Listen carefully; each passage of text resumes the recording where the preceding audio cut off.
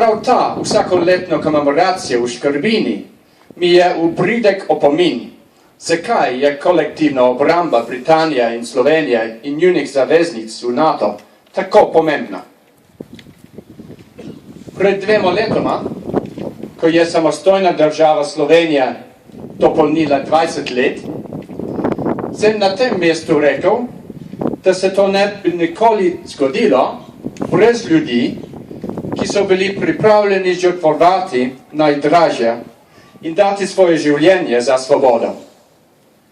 Ljudi, kot so bili padalci, ter pripadniki britanskih in ameriških obrambnih sil, ki so se borili skupaj z njimi za poraz nacizma in v katerih čast smo se danes zbrali tukaj.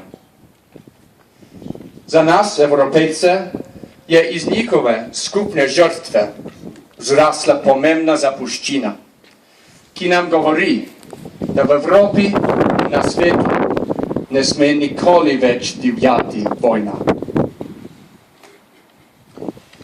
Gospe in gospodje, človek, ki nam je osvetlil to zapuščino skupne žrtve, kot se je zgodilo tu na Primorskem med drugo svetovno vojno, in opisal zgodbo padalcev v svoji knjigi Cena domoljubja, je bil John Earl.